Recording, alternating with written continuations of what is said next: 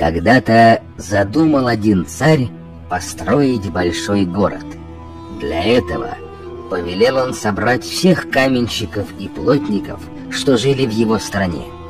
Среди них был молодой каменщик, которому пришлось идти строить город на следующий же день после своей свадьбы. Город строили 12 лет.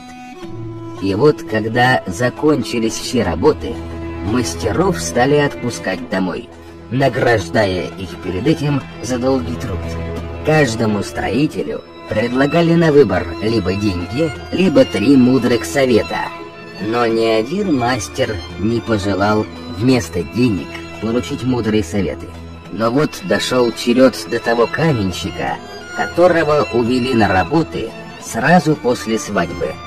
Подумал тот и ответил, что хочет услышать 3 мудрых совета. Тогда царь промолвил: «Вот тебе первый совет. Никогда не клади свою ношу на лошадь случайного попутчика. Второй: никогда не останавливайся на ночлег в доме, где жена стара, а муж молод, или муж стар, а жена молода. Третий: помни, что на ногте твоего пальца записано: будь сдержан». Затем царь дал ему 3 калача из ячменной муки и наказал не разламывать их, пока он не переступит порог своего дома. И вот каменщик вместе с 2 другими мастерами двинулся в путь. Как-то в жаркий полдень нагнал путников всадник. «Эй, друзья!» — окликнул он их. «Давайте-ка я помогу вам. Кладите свою ношу на мою лошадь». Оба попутчика нашего каменщика отдали свою ношу всаднику. Каменщик же не отдал.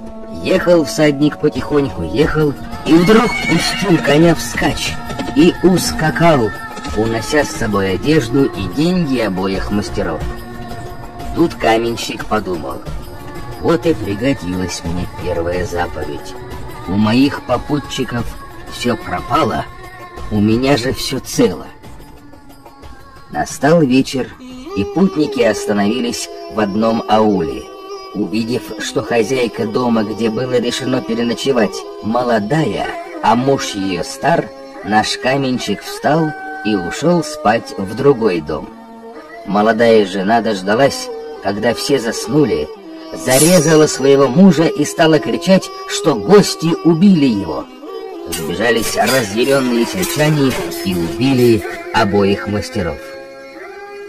Вот и вторая заповедь мне пригодилась, подумал каменщик и отправился дальше в путь. К родному дому привела его судьба в канун праздника. Замедлил каменщик шаги и слышит разговор. Разговаривают 2 голоса, женский и мужской. «Проклятье!» — воскликнул он. «Пока я целых 12 лет трудился, к моей жене, оказывается, любовник ходил». Выхватил он тут свое ружье и стал целиться в окно.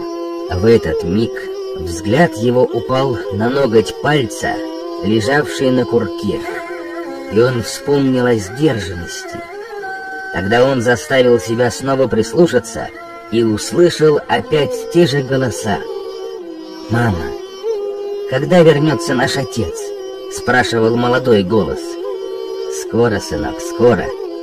Царь уже отпустил мастеров, и твой отец со дня на день должен теперь прийти», — ответил голос жены каменщика. «А вот и я!» — радостно закричал каменщик, вбегая в комнату. Жена бросилась ему на шею, следом за ней бросился в его объятия и сын. Когда жена опомнилась от радости, она стала говорить мужу: «Ведь ты, наверное, голоден», и начала было хлопотать, чтобы подать на стол еду. Но каменщик остановил ее и сказал: «Постой, у меня есть 3 калача, подаренные мне царем».